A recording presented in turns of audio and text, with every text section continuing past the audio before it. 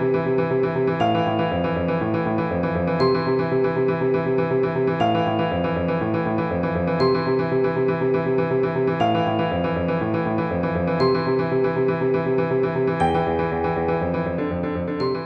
to another episode of the Environment in Canada podcast, a podcast about the environment in Canada by Sierra Club Canada. I'm Jessica Murray, Sierra Club Canada's Ontario Director. Today, I am speaking with Lesley-Ann St. Amour, who works at the intersection of Indigenous rights and environmental protection through her work with Raven Trust. Raven, which stands for Respecting Aboriginal Values and Environmental Needs, is a nonprofit organization that works with Indigenous nations to defend their land, water, rights, and culture, with access to courts by raising legal defense funds. Lesley-Ann is a lawyer who works at Raven as their campaigns director. She grew up in Eastern Ontario and is a member of the Bonachère Algonquin First Nations, with both Algonquin and settler heritage. Today, we talk about some of the campaigns that Raven is working on and flesh out concepts like co-jurisdiction, UNDRIP, and how the law is one tool in a larger picture of truth and reconciliation in Canada. Before we begin, just a reminder that you can take action on environmental issues by visiting sierraclub.ca. We have tons of petitions, other actions and events, and regular new updates you can sign up for on the homepage. You can also find Sierra Club Canada on social media and wherever you listen to your podcasts. So Spotify, Apple Podcasts, iHeartRadio, YouTube. Don't forget to click follow or subscribe so you can get the latest episodes from us.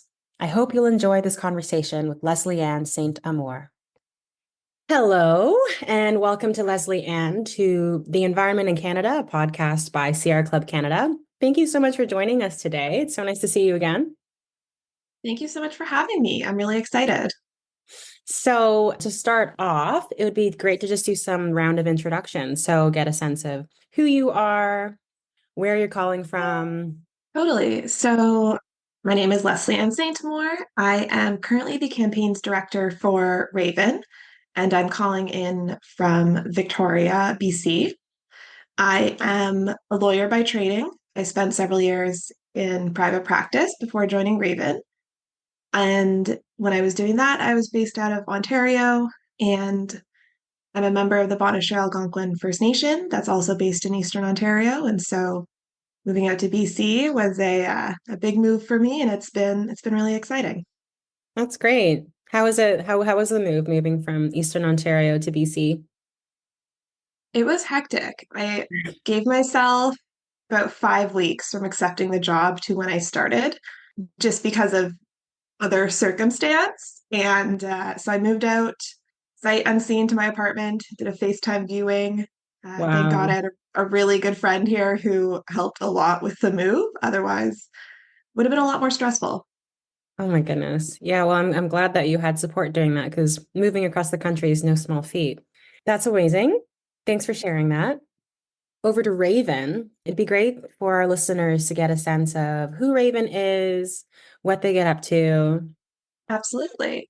So, Raven is a charitable organization that has two focuses that are very intertwined.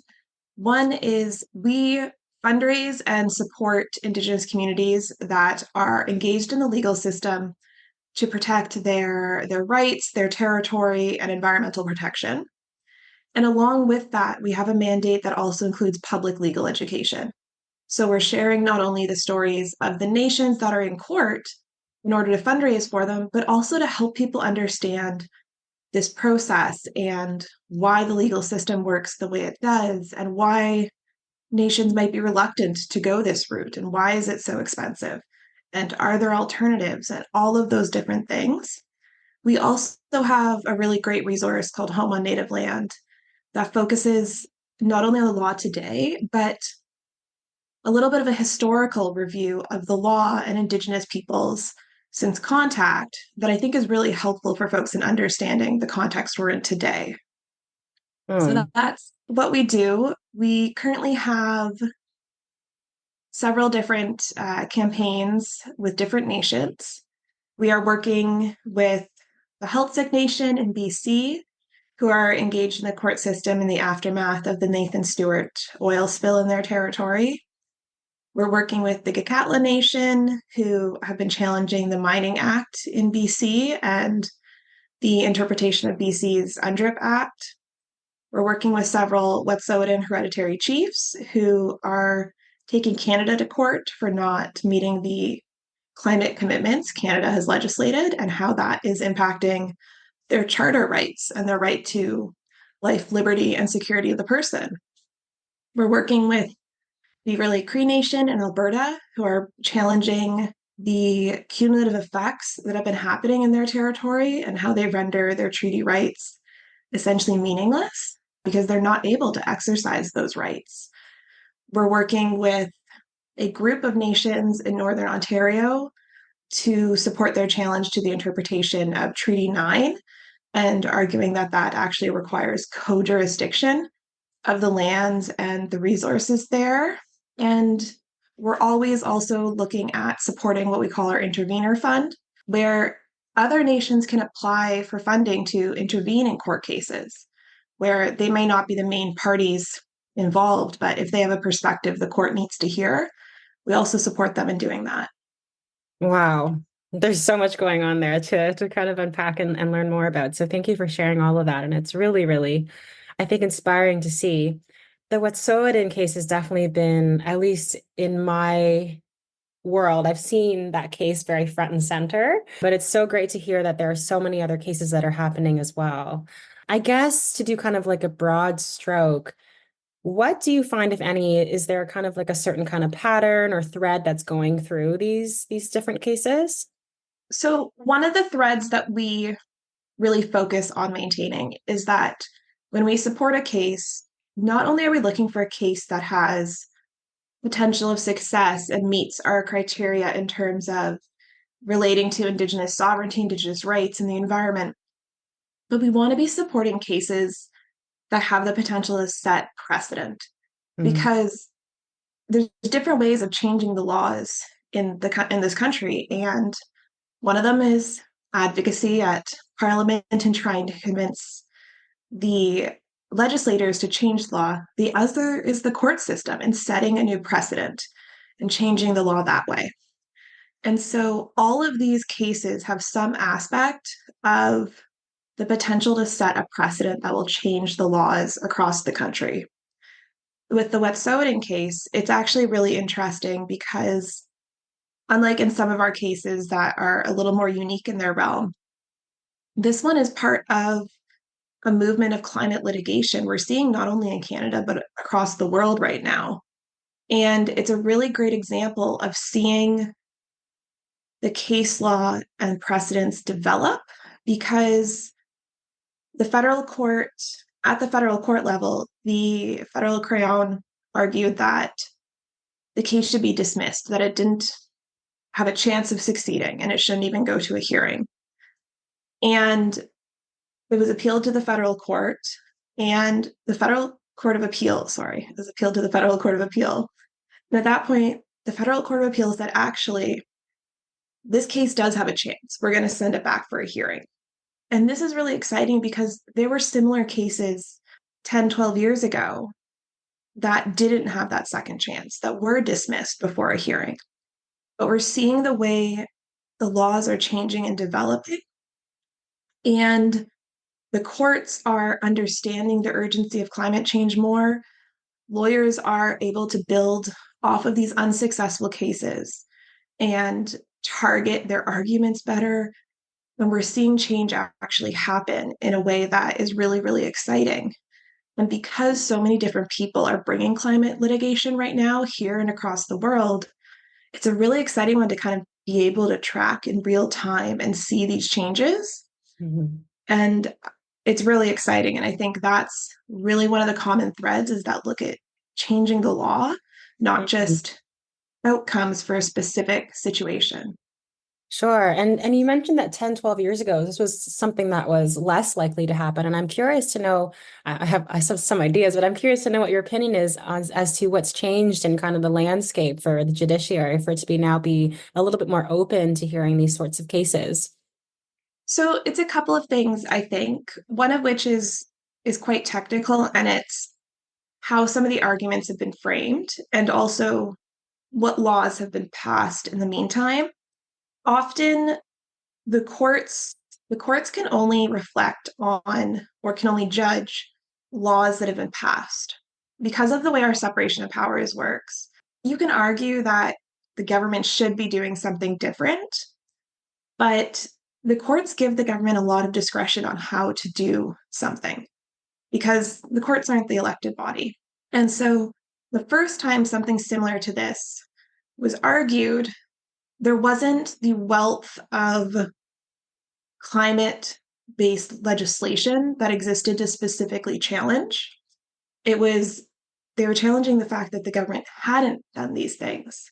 Mm-hmm. Whereas now they're able to say, well, actually, the government passed this legislation, but they're not fulfilling those obligations. And Mm-hmm. so it gives them something more tangible to challenge. I think we're also looking at a world in which there's better evidence, unfortunately, of the urgency of climate change, Mm-hmm. which I think really helps in a lot of these climate litigation cases, because it's hard to build an argument around this is what we think will happen. Mm-hmm. But unfortunately, now we can say this is what's happening. Right.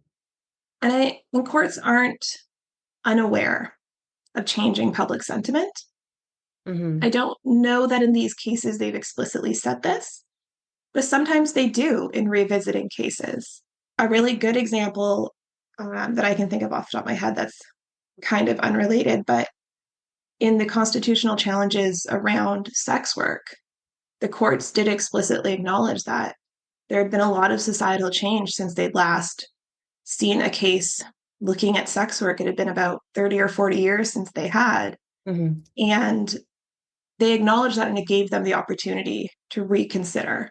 And so they aren't unaware, and it does they are allowed to kind of match changing public sentiment. Mm-hmm. Well, that's thank goodness for that, right? Yeah. Yeah. We'd be in a lot of trouble otherwise. Yeah, for sure. Especially in Ontario, we've had our fair share. And I know Reclimate recently just came out with their kind of webinar summary on where Canada's at. And it was kind of worrying. I don't know if you tuned into it, but I was shocked. I mean, I think, people like you and I maybe kind of are in some sort of like bubble where we're like, oh, well, we're doing something, so everybody else must be too. And then so to hear that, the general public on the whole is even starting to question whether climate change is man-made is kind of like, oh, I really thought we were done talking about that.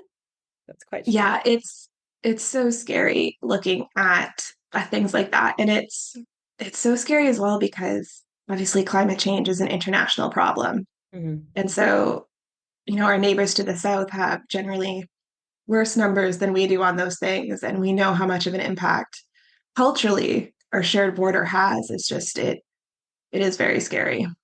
Not that I'm giving Canada a pass by saying that it is also an us problem, but I think we feed off of each other. Sure, Yeah. sure. I want to circle back to one of the cases, if you could dive a little bit deeper, because I'm quite interested in this topic of co-jurisdiction and how that's going to work. Like, I feel like, and correct me if I'm wrong, but co-jurisdiction is kind of like a really important stepping stone and when we look at the process of truth and reconciliation. So I'm curious to learn more about the case where co-jurisdiction is coming up as an issue and kind of whatever you can share about it, because I know oftentimes these cases are subject to sensitive information and stuff. But yeah, more information would Mhm. be really, really cool. Definitely. So this is the campaign we call our Breathing Lands campaign. And it's because a lot of the territory in Treaty 9 in Northern Ontario is these incredible peatlands that have been historically in Anishinaabe called the breathing lands. I can't remember off the top of my head their words for it, but that's the translation. And in this case, with Treaty 9, when it was negotiated, I know this is a podcast, so everyone else can't see me using air quotes, but I really do use that word a little bit tongue in cheek because it wasn't really negotiated. Hmm. Representatives of the Crown, which in some cases showed up with a treaty already written, Mm-hmm. would talk a lot of talk and then make no changes to the actual written document. Mm-hmm. Not that in some ways it mattered because they didn't leave a copy of the written document Oh, with the wow. nations who signed it in some cases. In many cases, the only translators available were ones hired by the crown. Right. And so how we have to wonder how reliable are those translations that were given to the nations, let alone, not even leaving necessarily a written copy, let alone a copy in their language. Mm-hmm. And so the oral promises that many of the First Nations received and have understood as being part of the treaty were not recorded in the written treaty. And as our understanding around treaties, particularly the numbered treaties in Canada, is developing in the legal world, we're recognizing that Canada can't just backtrack on the things it promised just because it didn't write them down. Mm-hmm. Because the nations, even though it's not written evidence, have oral traditions and evidence recorded in other ways of what those promises were. Because, and I think it's helpful to remember this isn't something that happened 400 years ago. Right. This happened less than 150 years ago. Mm-hmm. In many cases, these are somebody's grandparents or great grandparents. Right. Stories that aren't even having to be passed down that far. And so we know that these discussions were had. We know that promises were made. And for the nations, they understood this as co-jurisdiction. They understood it as that they were going to be sharing the decision making over the land. They were not giving up the land. They were promised they would be able to continue their way of life, that they would get to continue to exercise their rights on the land. Ontario interpreted it as this is now our land. Mm-hmm. And these nations sometimes get a bit of a bad rap. And I say that because for many, many years, environmental groups really leaned into the idea of the noble savage when working with Indigenous folks. And this idea that Indigenous people will inherently always protect the land in the perfect way. Mm-hmm. And that's not necessarily true in the sense that some of the nations involved in this case may allow some resource development on their land, Mm-hmm. but they also have every right to engage in an economy that, unfortunately, is a capitalist economy. And Sure. so it's a little bit challenging for some people to get their head around because this is one where we're not explicitly just saying we're going to protect all this land by supporting this co-jurisdiction case. But it's really important that we're going to return the decision-making power to the stewards of this land to let them make those decisions. Because if anybody, in my mind, is going to, well, if anyone has a right to benefit economically from this land, it's these nations. Mm-hmm. But it's also, some of these developments will probably happen. Some of the mining will happen because I do understand that we live in a world where we rely on our computers and our smartphones, and I know those minerals are coming from somewhere. Mm-hmm. And I also don't want to be the person who exports all of that to other parts of the world. Yeah. And but if I'm going to trust anyone to do that, it will be these nations who understand their territory and have lived there for years and know how to do this in a way that's going to have the least impact. The example I gave someone recently is that in my nation, which is different from the Anishinaabe nations up north, but we do have some connections and cultural similarities. The sturgeon are considered a grandfather, and sturgeon are one of the species at risk that a lot of people talk about in Northern Ontario when looking at these projects. And I have a lot more faith in somebody who looks at a sturgeon as a grandfather to Mm-hmm. engage in this development because you're not going to just evict your grandfather.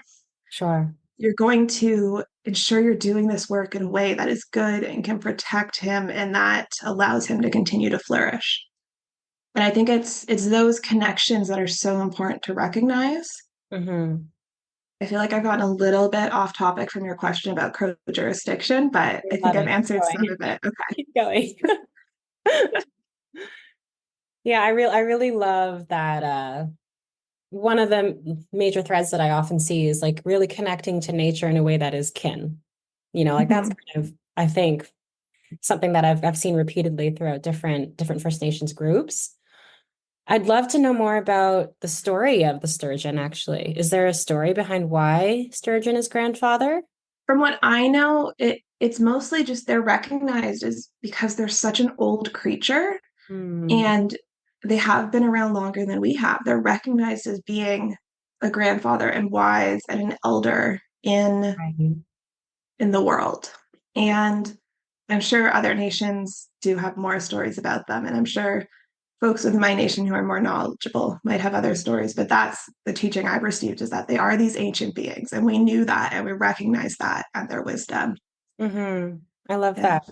And it kind of really drives home the fact that it's sometimes not necessarily whether a project goes ahead, but also how it's then implemented. So, this is a little bit also off topic, but like nuclear waste is a good example of one where people are like, oh, but it's fine. We'll just like, bury it in giant concrete tanks and whatever else. And for the most part, like, whether we could debate whether that will hold long term, but the reality is that when we actually go to complete these projects, that's not the protocol we follow anyways, right? So yeah, that's really kind of good to kind of delineate this idea of the noble savage and the differences in way that, a Western perspective might carry out a project versus a First Nations band that is really so connected to the land. So Mhm. thanks for sharing that. Happy to, for sure.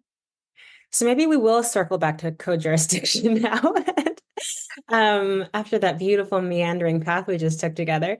And I'd be curious to know, like when you think about co-jurisdiction and perhaps have these conversations with hereditary chiefs and so on, what does that look like in terms of actual practice? Like, what would that look like in terms of how we relate, how the relationship works between the federal crown and First Nations bands? So it can look like a lot of different things. I don't know at this point how Treaty 9 wants it to look, Hmm. but other nations that have engaged in modern treaty negotiations, for example, often develop some form of that. And some forms of what that can look like are quasi independent management boards, for example. And I say quasi independent because they'll have, for example, appointed members from government and from the First Nations. And it'll be that board that will make the decision on a project or a development. And that board will dictate, yes, no, under these conditions. And then the other governments will have to follow that. So it's not, it's kind of independent in that it gets to make its own decisions, but it's based on being appointed members from both. Right. Other avenues I've seen are so one example I can speak to is often when looking at jurisdiction and management of provincial or national parks is co-management plans where nation representatives and the government representatives in charge of managing that park will sit down and develop the 10-15 year management plan for that park together. Decisions being made about the park are made by this group who generally try to operate towards consensus. I'm sure they have their own protocol for if they really can't reach consensus and like it's imminent, something has to happen. Hmm. But generally, with co management structures, the idea is to get to something everyone is good with. Sometimes it's in land claim agreements, there will be different classifications of land. So the modern treaty in the Yukon, I believe, is one example of this, where they have different, I think it's class A, B, and C land, where class A land, I think, is the one where the First Nations need to consent to anything happening in it. Hmm. Class B is a very high level of consultation is required. And then class C is just like standard law applies. There's no heightened requirements. And it's with the idea of being the nations in their negotiation were able to say, these areas are particularly sensitive. We need to consent to anything happening there. Mm-hmm. These areas are not necessarily culturally or environmentally sensitive, but we use them and we want to have a say. And lands that like aren't particularly extra special for any reason, and we'd like to know what's happening, but it might be ones that we feel we don't need to be as involved with. And so those are some of the co-jurisdiction structures that I've seen. Mm-hmm. But I like to remind people that being a lawyer, I work in this world where everyone's like, go to court, win. But even just starting a court case can open the door to negotiations. Right. And negotiations are fun because you can be so creative. You can make things up if you want. It doesn't have to have been done before. Right.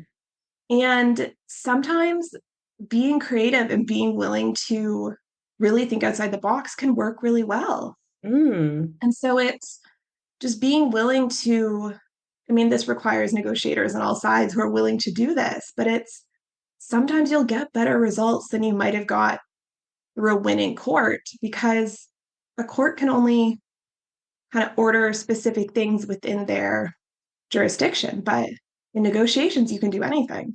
Mm-hmm. And so I think it's also really important to reframe what is a win or what isn't. Sure. But sometimes these negotiations can also be really effective and really exciting. Can you share kind of an example of where like a really creative solution or idea that came out of a negotiation that really worked for everybody? Well, I mean, one of the things I'll point to is just that like everything I just talked about came out of negotiations. Like those structures for co-governance. Yeah. Yeah. The Yukon one was the first of its kind when they developed that, at least as far as I know. And there's other structures I've seen as well that have come out of things that are really, really interesting. Not always negotiations coming out of a court process, but one of my favorites in BC is there was a group of nations who were working on protection of the caribou and implementing different measures to protect the caribou herd in their area and to boost the population. And it became logistically challenging to be managing that through the structures of their nations just because of the coordination and wanting to access funding and who does the funding go to. And so the nations just created a nonprofit that is in charge of this caribou herd. And the nonprofit is governed by representatives from the nations involved, and they can receive funding. I first discovered this because I wrote a paper in law school about how conservation is actually more effective statistically when you take into account Indigenous knowledge and Indigenous teachings. Mm-hmm. And that's how they were leading their conservation work with these caribou. And it was actually more effective than government led conservation that was focused just on Western science. Mm. And so that to me was a really exciting one of seeing these nations seeing what they were doing was working and saying, okay, how do we set this up in a way that lets us continue to do this? And okay, this nonprofit structure exists in Western law. Let's use that. It allows them to continue to do this work in their way. Mm. That's pretty inspiring. And I'm sure, yeah, yeah, it makes me think of kind of like, it's kind of tricky, because it's like, you have to kind of be inside the system to kind of reap the benefits of the system. And there's like a tension in there that I find where, and maybe this is where, in some ways, like there's some thoughts that are attached to the noble savage and this kind of romanticism of how things were and whether we should just revert back to it. But it's really cool to kind of hear a story of people that can move forward in the system that already exists. Yeah, it is definitely a challenge, but it is, I think there's a lot of potential. Another place lately we're sometimes seeing that challenge is with the development of land trusts. I have a good friend who works for a nonprofit that it's called the Nature-Based Solutions Foundation. And what they try to do is protect sensitive ecosystems.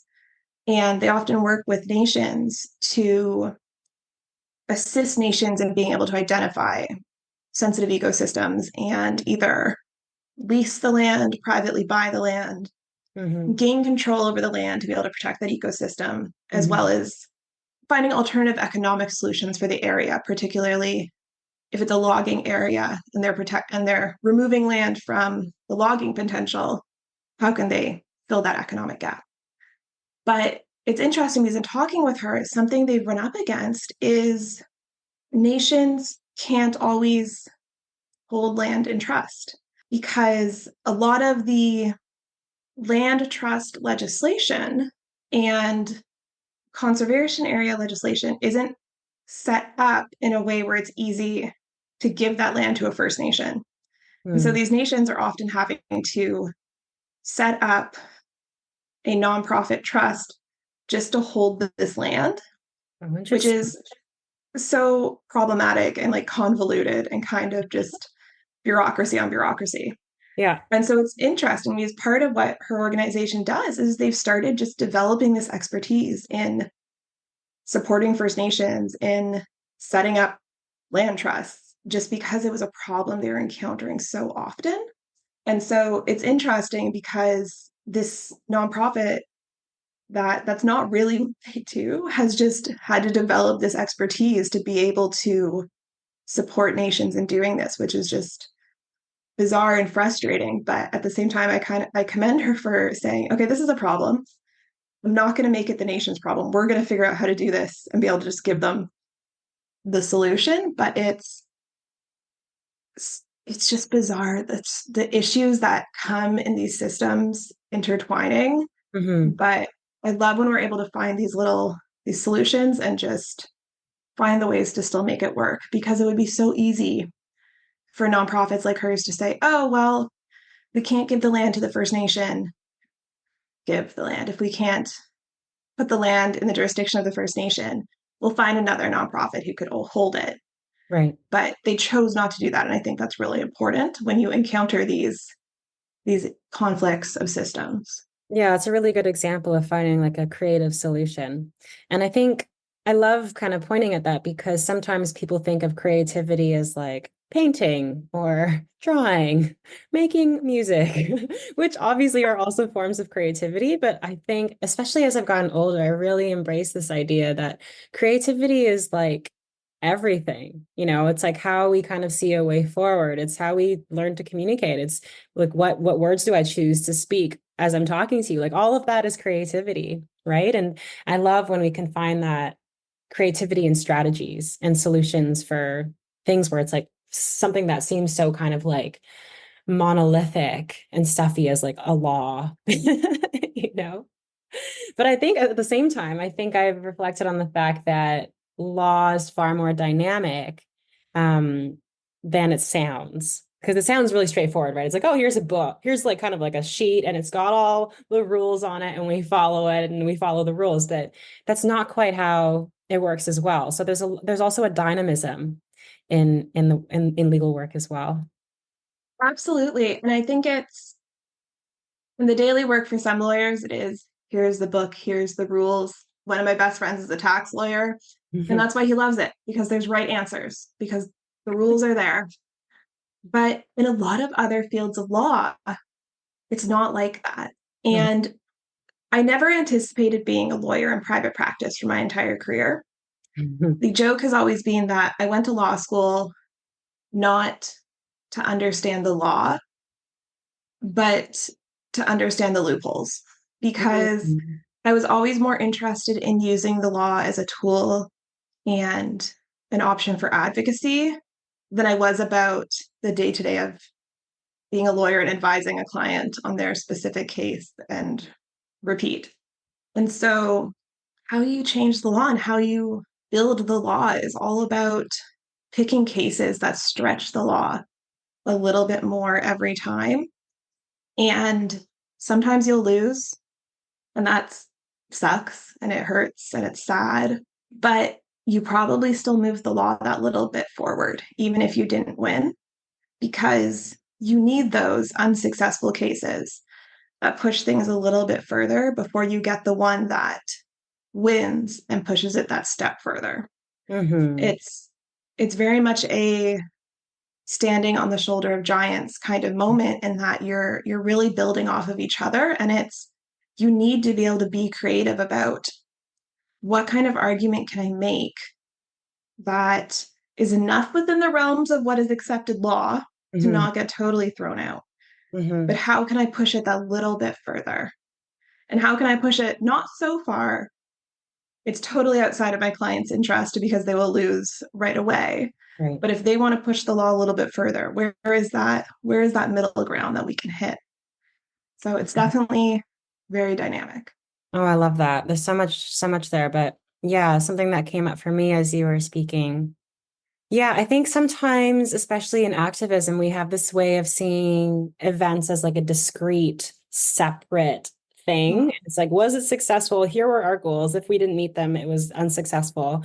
And then we kind of like continue to get more disheartened or feel kind of hopeless or despairing. But you're right. The reality is that everything that we do is a continuation of a huge history, you know, and so I think it's really important to have that expansive way of seeing time and seeing what we're trying to do.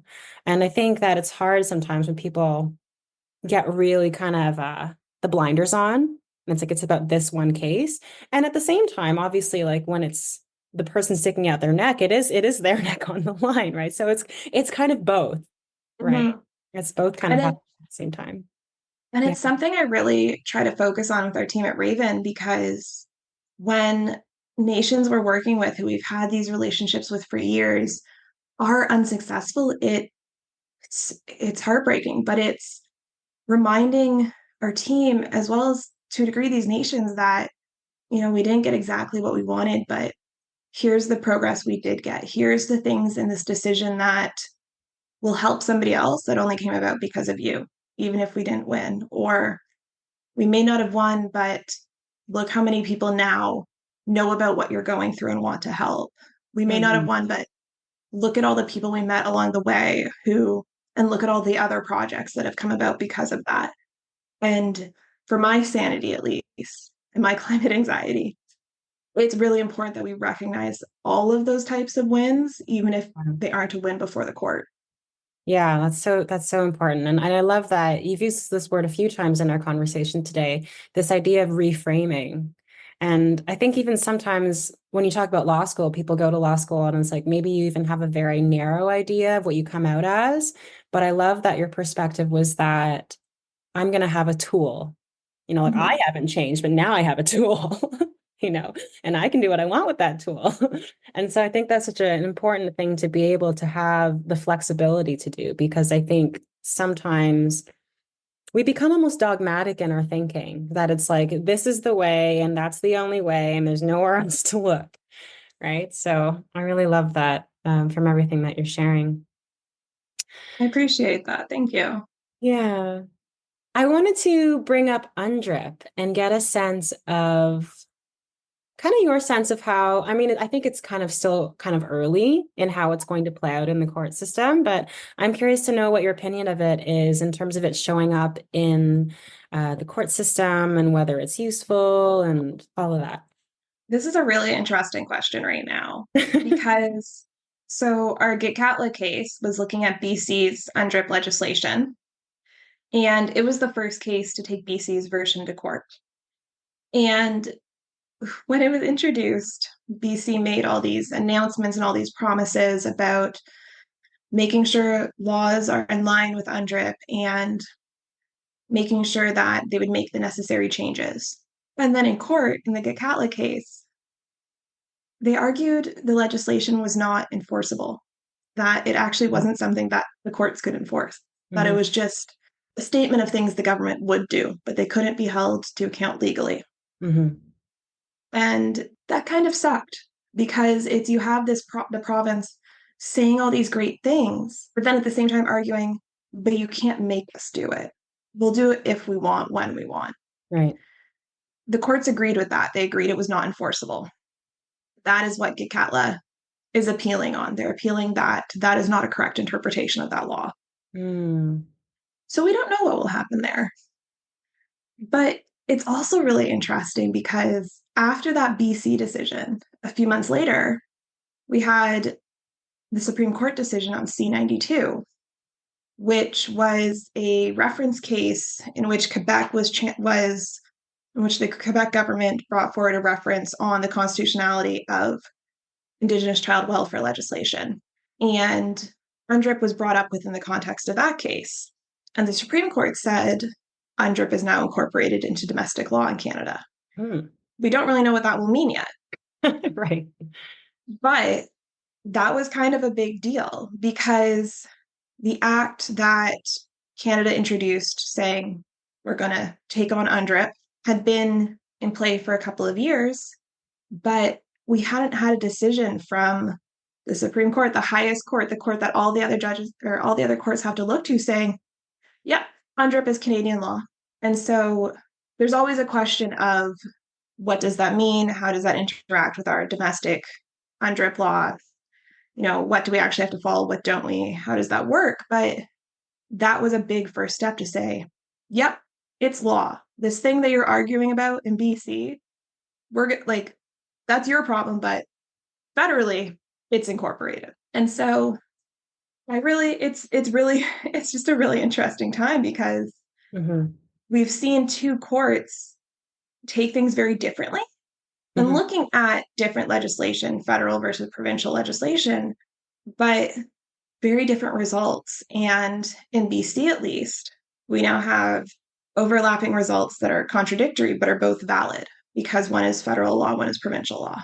Mm-hmm. And so I really don't know what is going to happen Yeah, we're gonna is have to. the answer. But it's a really interesting time to be looking at this because before C-92, my answer would have been very different in terms of how I felt about this. I might have been more cynical Okay. based on that BC court decision. But I was really pleasantly surprised by the reference case and what the Supreme Court said. So I really don't know.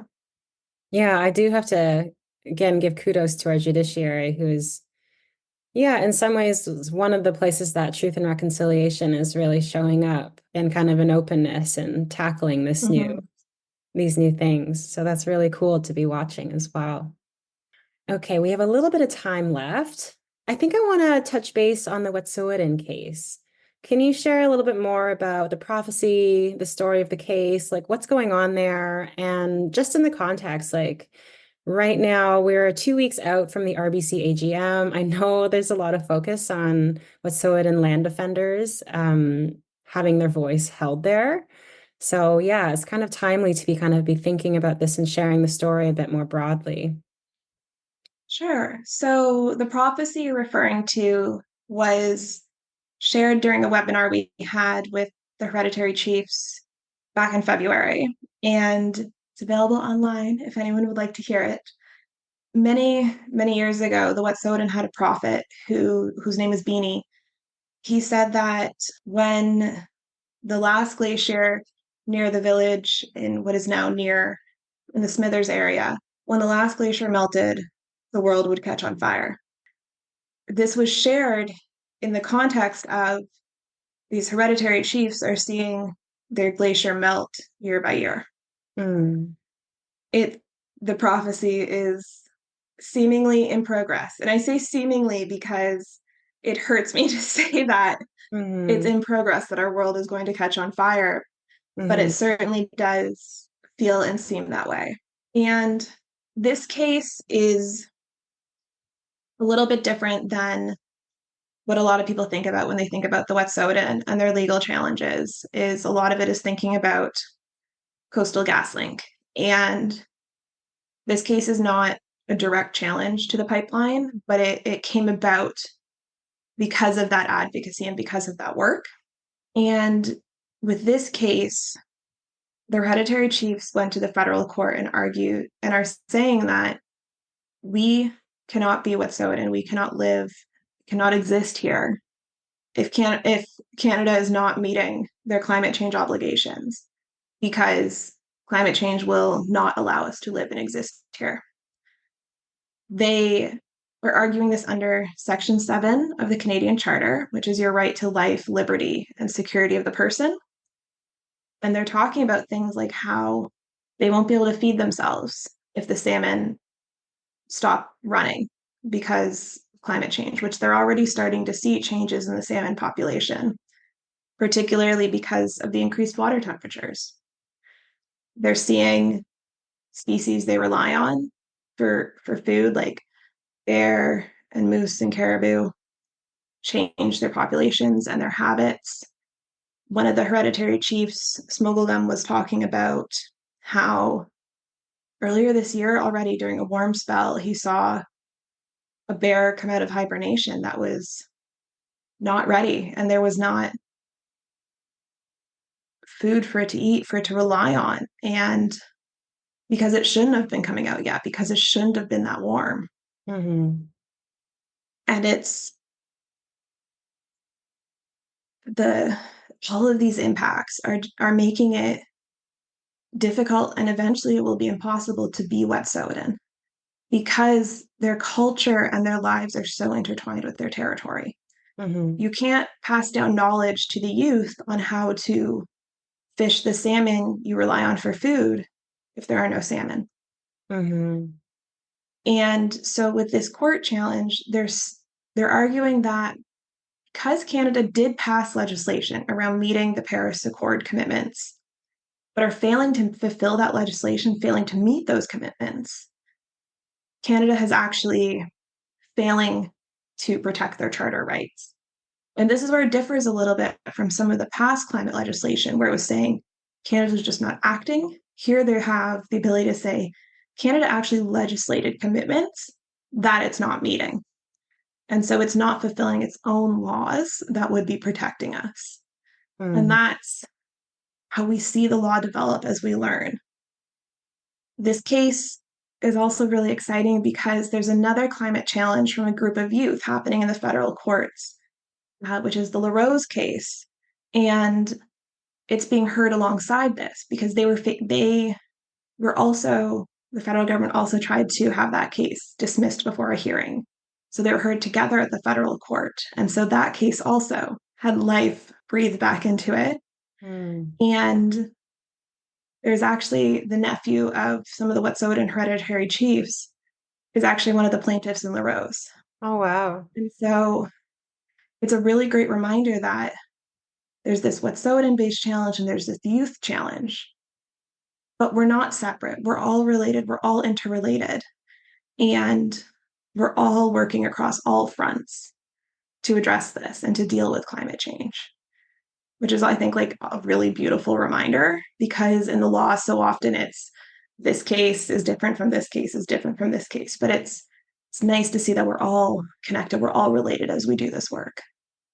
Yeah, I really find like, I don't know if it's just the narrative in general public now, but I feel like intersectionality as a word comes up for me a lot now. It's like, it's so hard to not, when we're looking at the environment, and especially when we're talking about human populations, to then divorce from there, like social issues. And they're all kind of Mm-hmm. intertwined. And it's really interesting because I think there's an old school of thought that's like, oh, well, stay in your lane. And it's funny because it's also beautiful that I think there's a new kind of generation of activism here where we can see those connections, the hyperconnectivity, where it's like it's all related. The world is not that big. We are all part of that same world, right? So yeah, that's really, really cool to reflect on and to see those connections. I'd heard of LaRose, but I did not know the connection to what's happening in Wet'suwet'en with the hereditary chief. Mm-hmm. Really great that you were able to share that. Yeah, and like all my respect and props to the youth bringing that challenge because it's hard to be the face of something like that. I think there's 13 or 14 youth, I think, and it's really incredible work that they're doing as well. And I think it's really important to also highlight that and speak about them. Mm-hmm. Yeah, especially so sorely needed, I find these days. Like ever since Greta came, it's been a bit more dampened since then from the youth. So to see some youth still kind of like having that fight in them is really inspiring for sure. Yeah. Yeah. Yeah. Okay, so we're pretty close to time. Are there any last kernels of wonderfulness that you'd like to bestow on our listeners before we say goodbye? I think just if you want to learn more, Raven has some really, really great educational resources and pieces about different cases that are happening and the law. And I really encourage you to learn more because it's so helpful as an advocate or an activist to be able to understand the legal system. And I'm really deliberate in that I call it a legal system and not a justice system, Hmm. because I think it's really important to remember that the law is a tool and it's not necessarily a tool for justice. It is working how it was designed to work by excluding Indigenous folks and by making protecting their lands and rights incredibly difficult. And so we can't be surprised we don't always win them. We are working in a system stacked against us, Hmm. but the work is incredibly important. And even when we don't win, we are taking those steps forward, which I think is really helpful. Hmm. And I think what I'm going to take away from this call is also to kind of to really lean into creativity, that the legal system might not be the best avenue for justice, but there are other tools that can also help us build justice as well. And that it's not just like our imperative because we care, but also because it's a joy. It's a joy to create the world that we want to live in and to be healing the planet and ourselves. So thank you so much for sharing all of your knowledge with us. And I always love connecting with you. So thanks so much again. Thank you so much for having me. It was a joy. Hi everyone, Connor Curtis here, Head of Communications with Sierra Club Canada, jumping in to do the podcast Q&A. Just to be clear before we begin, our Q&A section of the podcast is not representative of our guests on the show. It's purely responses from Sierra Club Canada to your questions. We are following up on our last episode, which was a special episode about the carbon tax, and in it, we talked about ways that you could talk to your friends and family about the carbon tax, and in the wake of that podcast, we heard back about some of the different myths that are going around on the carbon tax, and so we wanted to follow up with answers to how you can respond to them, and there's going to be links to everything I'm about to talk about in a link underneath. I do want to say, too, to those who listened to our previous podcast, thank you for speaking to others on this issue. I know it isn't easy to confront this kind of stuff. So first on the list is the myth that CO2 isn't causing climate change, or that CO2 is some net benefit to the climate. Human-caused CO2 that is causing climate change, that has been proven time and time again by science. We'll have a link again below that you can look to for evidence of this. CO2 is a pollutant in the case of climate change. It doesn't mean that it's a pollutant in every case. Obviously, it is a part of how plants function. That doesn't have anything to do with the fact that if we increase CO2 in the atmosphere by even a very small amount, that has a massive change on the greenhouse effect and how our planet warms. The fact that it's a minimal change, quote unquote, in CO2 relative to the total atmosphere, or the idea that CO2 is plant food, has nothing to do with the fact that anthropogenic, that is human-caused, increases in CO2 are what's driving climate change, and that climate change is extremely serious. I mean, we're seeing this in the form of wildfires, worse by climate change. On that note, there's a lot of people out there saying those wildfires were caused by arson. It was not arson that caused these wildfires. So what's happened is that climate change has made things like wildfires much more possible because it made the conditions for wildfires much more likely. And so wildfires, whether they're caused by lightning or by human error, which is when it is human cause, is the predominant vast majority of cases. It's somebody accidentally leaving a cigarette somewhere burning. It's a spark off of a car going down a highway. Things that to a certain extent are unavoidable aspects of human activity that cause wildfires when it is human caused. And in the case of overall causes, another big cause is lightning strikes, right? This is something that causes wildfires to start. But no matter what the cause is, it's the fact that wildfires have become so much more likely to start because of the changing conditions in Canada, because of climate change, which is because of human activity. So it isn't arson. We'll have a link again to our site. We're going to just jump in straight to the carbon tax. It's not just about bringing down emissions that cause climate change. The carbon pricing system also brings down general emissions, general fossil fuel emissions. And that's extremely important because fossil fuel produced emissions take 1 in 7 deaths in Canada. We talked about that on the last episode of the podcast. That's an extremely serious issue. If you're not concerned about that aspect of carbon pricing, you should be. It affects people in your life who have health conditions. It affects people who do not have health conditions now, who would not develop health conditions if it weren't for the amount of air pollution in the atmosphere. In fact, worldwide, millions of people die every single year just as a result of air pollution. So that is an extremely serious thing, an aspect to this policy. When we go past that and we deal with what does carbon pricing actually have as a negative impact on society, we see that the impact of carbon pricing on inflation is a fraction of a percent. You have to contrast that with the fact that out of every dollar of inflation over the last 2 years in Canada, 25 cents has gone to oil and gas and mining extraction profits. That's what's causing inflation much more than any sort of carbon taxation. So that's another thing just to keep in mind. Also, you'll see numbers thrown out by people that they say are from the Parliamentary Budget Office's report on the impact of the carbon tax on the economy. Over 200 economists have said that the impact of the carbon tax on the economy is minimal, that it is a cheap way to deal with climate change, cheaper than its alternatives, and that it's something that gives most families more back. And that's backed up by every analysis we've seen that's legitimate, that says it does give more back to families than it takes away.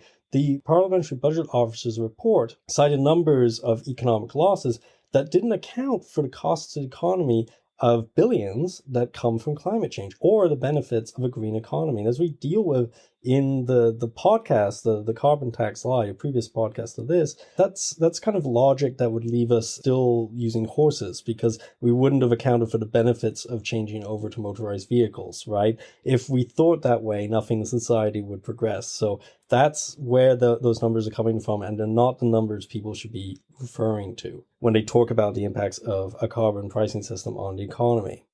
The renewable energy transition is completely possible, and we dealt with this on an episode of our podcast on renewable energy and grid issues in Alberta. You can access that link again below or on the podcast list for this episode. We dealt with what the renewable energy transition could look like in Canada and how it's entirely possible people won't freeze as a result of it. If you happen to be for or against carbon pricing, either way, listen to the podcast. It's worth getting an idea of how this actually works. Another bizarre sort of myth that we heard was the idea that volcanoes emit more CO2 than humans and therefore should be taxing volcanoes. Humans emit 100 times more CO2 than volcanoes. That's just patently wrong, the idea that volcanoes cause climate change.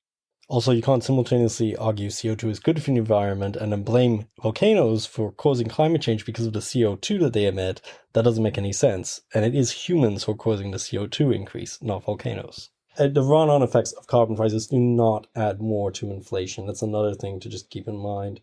Carbon pricing does help bring down emissions, right? There's been evidence of this. It's been very well studied. Now, is it a complicated system for doing that most of us have trouble getting our heads around? Sure. Is it completely not understandable? I don't think so. I think actually if we weren't seeing so much muddying of the water about what the carbon pricing system is, it's actually not that difficult to understand. Is it the only climate policy or the best climate policy or ways to look at that? Well, a lot of economists say it's the cheapest climate policy. It's the one that gets you the most benefit for the least amount of cost. Maybe you agree with that. Maybe you think another way should be the way forward on climate policy. But whatever you think, we have to keep this conversation to the facts about what carbon pricing actually is, what its actual costs are, what its benefits are for the people around us, for the people we love, and for the people we care about, for the people who are vulnerable in our communities. That should be where we're having this discussion. And we shouldn't be so focused on this one policy that we forget to discuss all the other climate policies and ways to deal with climate change that are out there. I mean, climate change is already costing Canadian households billions of dollars. They're talking about not being able to get insurance in flood-prone areas for your house. That's a huge impact to Canadians. It's right there. A final myth that I'm going to cover just before we break for today's episode is the idea that Canada's forests absorb more carbon than we release, which isn't true. We do release more carbon than our forests absorb. And that's been the case for a very long time now. And certainly as we make climate change worse, and of course wildfires get worse, that's going to become even more true. A reminder that you can take action on environmental issues by visiting sierraclub.ca. We have tons of petitions, other actions and events, and regular news updates you can sign up for on the homepage. You can also find Sierra Club Canada on social media, and you can listen to the Environment in Canada podcast on Spotify, Apple Podcasts, iHeartRadio, and YouTube, or wherever you get your podcasts. This podcast also airs on CK YouTube Broadcast Radio in Montreal, 90.3 FM bi-weekly on Tuesdays at 11 a.m. AT. Don't forget to click follow or subscribe so you get the latest episodes from us.